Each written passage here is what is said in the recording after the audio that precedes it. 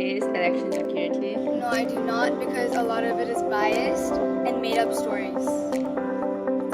We have to know everyone's agenda and we have to know what actually they are promising us. If once we are very much okay with that, so we should go ahead and encourage all of us to vote, because we will only get one chance to vote for us.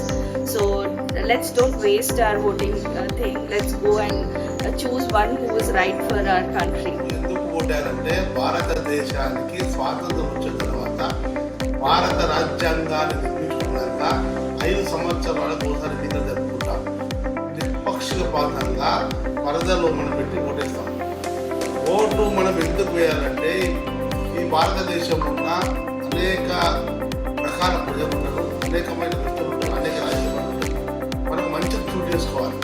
ఈ యొక్క భారతదేశం జరిగే అభివృద్ధి మరియు సంక్షేమ పథకాలు వీటన్నిటిని కూడా మనం ముందు తీసుకోవడానికి మనం ఓటు వేయాలి. దానివల్ల మన ఉపయోగం ఏంటంటే మనం ఈనాడు అనేక సమస్యల పైన కొట్టుకుంటాడు. ఈ సమస్యలు పరిష్కరించే దిశగా మనకు నచ్చిన నాయకులు, ఇలాంటి ప్రలోభాలకు ఉండకుండా మన నచ్చిన నాయకులు ఎన్నుకోవాలి. మనము డాక్టర్ బాబాసాహెబ్ అంబేద్కర్ గారు మనం 18 సంవత్సరాల పైబడి కుల మత ప్రాంత వర్గ విధాలు లేకుండా ప్రతి ఒక్కరు కూడా ఈ భారతదేశంలో ఉన్న భారత రాజ్యాంగం ప్రపంచానికి ఆదర్శం. మనము ఓటు మన భారతదేశ స్వాతంత్రం వచ్చిన తర్వాత ఇది 18వ లోకసభ ఎన్నిక. మన మొట్టమొదట 45-46% మంది ఓట్లు వేసారు. మొన్న చివరిగా జరిగిన ఎన్నికల్లో సుమారు 70% కూడా ఓటు దాటలేదు. కాబట్టి ప్రతి ఒక్కరూ ఓటేస్తే నీతి, నిజాయితీ, నిబద్ధత గల నాయకులు మనం ఎన్నుకునే అవకాశం ఉంటుంది. కానీ కంపల్సరీ కూడా ప్రతి ఒక్కరు ఓటు వేయాలి. ఎవరికి వేశారనేది మనము ఆలోచన చేసి వచ్చిన అవసరం ఉంటుంది. కాబట్టి ప్రతి ఒక్కరు కూడా ఓటేస్తే ఈ దేశం ప్రపంచ దేశాలకు ఆదర్శంగా ఉంటుంది. కాబట్టి ఈ దేశంలో ఇప్పటి వరకు నాకు తెలిసినంత వరకు 70% కూడా పోలింగ్ దాటలేదు. ఇది మన ముఖ్య ఎన్నికలు. కాబట్టి మన అందరం కూడా చైతన్యవంతమై అందరం కూడా ఓటు వేయాలి. ఈనాడు మన పరిస్థితి చూస్తే 70% దాటలేదు.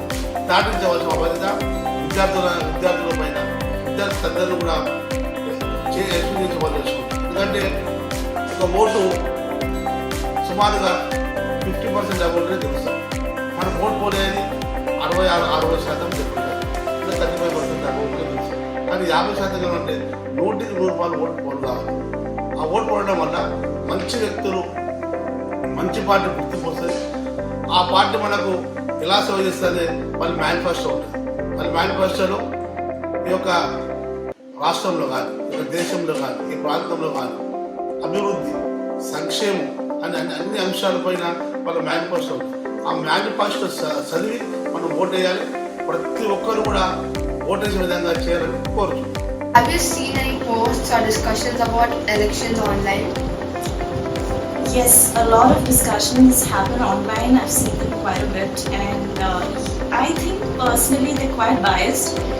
I wouldn't say biased because everyone has their own opinion, and usually when a media house or a particular people are taking their interviews, it is usually with having an agenda in mind.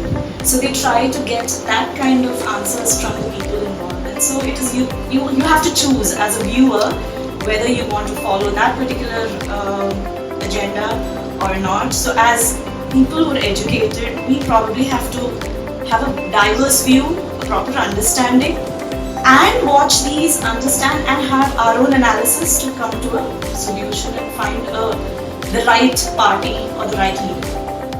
Why are elections important? Elections are important because it gives an opportunity to elect the right leader. I think the right leader is going to help us make the right laws and bring in the right governance. For the country like us, I think it is very important to have right leaders in place. Social media influences people's opinion on elections. It does, because social media has been something that we look at every day. There are a lot of influences. So there is some reason that we have influences. They do impact on life. elections for sure is impacting social media because that is a way the place where they're campaigning about what they're doing, how the other teams are not doing what they're doing.